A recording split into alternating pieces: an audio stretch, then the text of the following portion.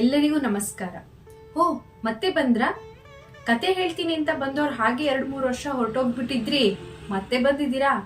ಏನ್ ಮಾಡಕ್ ಬಂದಿದ್ದಾರೆ? ಮತ್ತೆ ಎಲ್ಲಾದ್ರೂ ಕೈ ಕೊಟ್ಟು ಹೋಗ್ತಾರಾ ಅಂತ ಯೋಚನೆ ಮಾಡ್ತಾ ಇದ್ದೀರಾ? ಖಂಡಿತವಾಗ್ಲೂ ಇಲ್ಲ. ಈ ಬಾರಿ ಕೂಡ ಕತೆ ಹೇಳೋದಕ್ಕೆ ಅಂತಾನೆ ಬಂದಿದ್ದೀನಿ.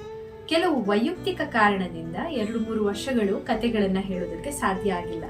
ಖಂಡಿತವಾಗಿ ಇನ್ ಮುಂದೆ ಸಮಯ ಸಿಕ್ಕಾಗೆಲ್ಲ ಕತೆ ಹೇಳ್ತೀನಿ ಅಂತ ನಿಮ್ಗೆ ಆಶ್ವಾಸನೆ ಕೊಡ್ತಾ ಇವತ್ತಿನ ಕಥೆಯನ್ನ ಪ್ರಾರಂಭ ಮಾಡ್ತಾ ಇದ್ದೀನಿ. ಒಂದು ಊರಿನಲ್ಲಿ ಒಬ್ಬ ಜಮೀನ್ದಾರ ಇದ್ದ. ಅವನ ಹತ್ರ ಬಹಳಷ್ಟು ಪ್ರಾಣಿಗಳು, ಪಕ್ಷಿಗಳು ಇದ್ವು.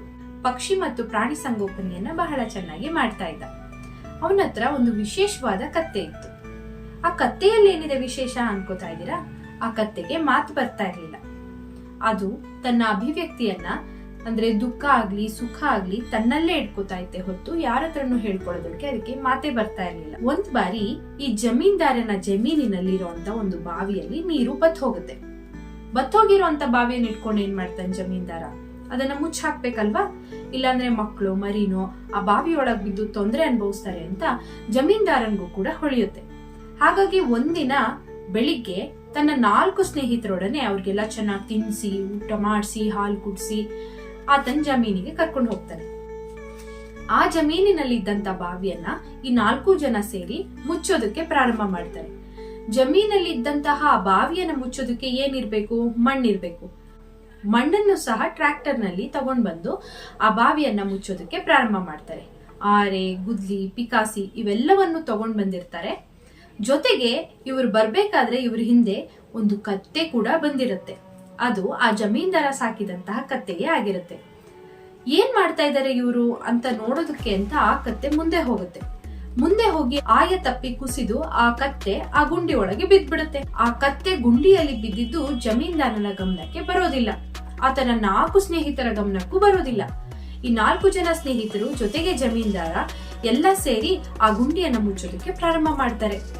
ಕತ್ತೆಗೆ ಮಾತು ಬರ್ತಾ ಇಲ್ಲ. ಕಥೆಯ ಪ್ರಾರಂಭದಲ್ಲೇ ಹೇಳಿದ ಹಾಗೆ ಕತ್ತೆಗೆ ಮಾತು ಬರ್ತಾ ಇರಲಿಲ್ಲ.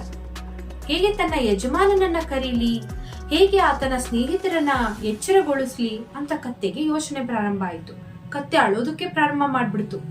ಏನ್ ಮಾಡ್ಲಿ, ಇಲ್ಲಿಂದ ಹೇಗ್ ಹೊರಗ್ ಬರ್ಲಿ ಅಂತ ಯೋಚನೆ ಮಾಡುವಂತ ಸಂದರ್ಭದಲ್ಲಿ ಕತ್ತೆಗೆ ಒಂದು ಉಪಾಯ ಹೊಳಿತು. ಒಂದು ರಾಶಿ ಮಣ್ಣು ಕೆಳಗಡೆ ಬಿದ್ದ ತಕ್ಷಣ ಕತ್ತೆ ಅದ್ರ ಮೇಲೆ ಹತ್ತುತ್ತಾ ಇತ್ತು. ಇನ್ನೊಂದು ರಾಶಿ ಬಿತ್ತು, ಅದ್ರ ಮೇಲೂ ಕೂಡ ಕತ್ತೆ ಹತ್ತಿತು. ಹಾಗೆ ರಾಶಿ ರಾಶಿ ಮಣ್ಣು ಬೀಳ್ತಾ ಇದ್ದ ಹಾಗೆ ಕತ್ತೆ ಒಂದೊಂದೇ ಮೆಟ್ಟಿಲನ್ನ ಹತ್ತಿ ಮೇಲೆ ಬಂತು. ಇದನ್ನ ನೋಡಿ ಆಶ್ಚರ್ಯಪಟ್ಟ ಜಮೀನ್ದಾರ ಮತ್ತೆ 4 ಸ್ನೇಹಿತರು ಆಶ್ಚರ್ಯ ಪಡುತ್ತಾ ದಂಗಾಗಿ ಹಾಗೆ ನೋಡ್ತಾ ಇದ್ರು. ಆದ್ರೆ ಗುಂಡಿಯಿಂದ ಎದ್ದು ಬಂದ ಕತ್ತೆ ತನ್ನ ಪಾಡಿಗೆ ತಾನು ನಡ್ಕೊಂಡು ಹೊರಟೋಯ್ತು. ಈ ಕತೆ ನೀತಿ ಏನಿರಬಹುದು? ಎಲ್ಲಾ ಸಮಯದಲ್ಲೂ ನಮ್ಮ ಮಾತು ಕೆಲಸಕ್ಕೆ ಬರೋದಿಲ್ಲ. ಕೇವಲ ನಮ್ಮ ಯುಕ್ತಿ ಮತ್ತೆ ಬುದ್ಧಿವಂತಿಕೆ ಮಾತ್ರ ಕೆಲಸಕ್ಕೆ ಬರುತ್ತೆ ಅಂತ ಹೇಳ್ಬೋದು. ಇದಕ್ಕೆ ಹೋಲಿಕೆ ಆಗುವಂತ ನೀತಿ ಯಾವ್ದಾದ್ರು ಇದ್ರೆ ಖಂಡಿತವಾಗ್ಲೂ ಕಮೆಂಟ್ ಬಾಕ್ಸ್ ಅಲ್ಲಿ ತಿಳಿಸಿ. ಇದೇನು ಕತೆ ಹೇಳ್ಬಿಟ್ಟು ಹೊರಟ್ಬಿಟ್ರ? ಕತೆ ಏನೋ ಮುಗೀತು. ಏನಿದು ಬೊಂಬೆ, ಏನದು ಬೋರ್ಡ್ ಅಂತ ಅನ್ಕೋತಾ ಇರ್ಬೋದು. ಸಿರಿ ಕಮಲಿನಿ ಟೆಕ್ಸ್ಟೈಲ್ಸ್ ಅನ್ನೋ ಒಂದು ಇ-ಕಾಮರ್ಸ್ ಟೆಕ್ಸ್ಟೈಲ್ಸ್ ಇದೆ. ನಾವು ಎಸ್ಪೆಷಲಿ ಸೀರೆ ಮತ್ತೆ ಲೆಹೆಂಗಾಗಳನ್ನ ಸೇಲ್ ಮಾಡ್ತೀವಿ. ಈ ರೀತಿಯ ಡಿಸೈನರ್ ಸೀರೆಗಳು, ಸಿರಿಗೆ ಉಡಿಸಿರುವಂತಹ ಡಿಸೈನರ್ ಸೀರೆಗಳು, ಇದೊಂದು ಇ-ಕಾಮರ್ಸ್ ಟೆಕ್ಸ್ಟೈಲ್ಸ್ ಆಗಿದೆ. ಉತ್ತಮ ಗುಣಮಟ್ಟದ ಸೀರೆಗಳನ್ನ ಗ್ರಾಹಕರಿಗೆ ಒದಗಿಸೋದು ಈ ನಮ್ಮ ಟೆಕ್ಸ್ಟೈಲ್ಸ್ ನ ಗುರಿಯಾಗಿದೆ. ಇವತ್ತು ನಾನು ಹುಟ್ಟಿರುವಂತ ಈ ಡಿಸೈನರ್ ಸ್ಯಾರಿ ವಿತ್ ಬ್ಲೌಸ್, ಇದು ಸ್ಟಿಚ್ಡ್ ಬ್ಲೌಸ್ ಬರುತ್ತೆ. ಇದು ಕೂಡ ನಮ್ಮ ಟೆಕ್ಸ್ಟೈಲ್ಸ್ ಆಗಿದೆ. ಇದರಲ್ಲಿ ಬಹಳಷ್ಟು ಬಣ್ಣಗಳಿದೆ. ಅದ್ರ ಬಗ್ಗೆ ತಿಳ್ಕೋಬೇಕು ಅಂದ್ರೆ ಸಿರಿ ಕಮಲಿನಿ ಟೆಕ್ಸ್ಟೈಲ್ಸ್ ಯೂಟ್ಯೂಬ್ ಚಾನೆಲ್ ನ ಸಬ್ಸ್ಕ್ರೈಬ್ ಮಾಡ್ಕೊಳ್ಳಿ. ಸಿರಿ ಕಮಲಿನಿ ಟೆಕ್ಸ್ಟೈಲ್ಸ್ ಇನ್ಸ್ಟಾಗ್ರಾಮ್ ಅಲ್ಲಿ ಯಾವಾಗ್ಲೂ ಅಪ್ಡೇಟ್ಗೋಸ್ಕರ ಫಾಲೋ ಮಾಡ್ಕೋಬಹುದು. ಈ ಸ್ಯಾರಿ ಕೂಡ ಬಟರ್ಫ್ಲೈ ಕಾನ್ಸೆಪ್ಟ್ ಅಲ್ಲಿ ಇದೆ. ಸೊ ನಾನು ಹುಟ್ಟಿರುವಂತ ಈ ಸ್ಯಾರಿ ಕೂಡ ಎಂಬ್ರಾಯ್ಡ್ರಿ, ಬೀಡೆಡ್ ಎಂಬ್ರಾಯ್ಡ್ರಿ ಸ್ಯಾರಿ ಆಗಿರುತ್ತೆ. ಸೊ ಇದು ಕೂಡ ಒಂದು ಬಟರ್ಫ್ಲೈ ಕಾನ್ಸೆಪ್ಟ್ ಅಲ್ಲಿ ಇರೋದ್ರಿಂದ ಇವತ್ತಿನ ವಿಡಿಯೋ ಸಿರಿ ಕಮಲಿನಿಲಿ ಅಪ್ಲೋಡ್ ಆಗೋದ್ರಲ್ಲಿ ಇದ್ರ ಕಲರ್ಸ್, ಪ್ರೈಸ್ ಎಲ್ಲಾನು ಹೇಳ್ತೀನಿ. ನಿಮಗೆ ಈ ಸ್ಯಾರಿ ಏನಾದ್ರು ಇಷ್ಟ ಆಯ್ತು ಅಂದ್ರೆ ನಿಮ್ ತಾಯಿಗೆ, ನಿಮ್ಮ ಅಕ್ಕಗೆ, ಯಾರಿಗಾದ್ರೂ ಈ ಸ್ಯಾರಿ ಇಷ್ಟ ಆಗ್ಬೋದು. ಸೊ ಅವರಿಗೆ ಈ ಸ್ಯಾರಿಯನ್ನ ನೀವು ಫಾರ್ವರ್ಡ್ ಮಾಡ್ಬೋದು. ಇದ್ರಲ್ಲಿ ಬಹಳಷ್ಟು ಕಲರ್ಸ್ ಇದೆ. ಸೊ ಅದನ್ನ ಸಿರಿ ಕಮಲಿನಿ ಯೂಟ್ಯೂಬ್ ಚಾನೆಲ್ ಅಲ್ಲಿ ಅಪ್ಲೋಡ್ ಮಾಡ್ತೀನಿ, ಹೋಗಿ ನೋಡ್ಬೋದು.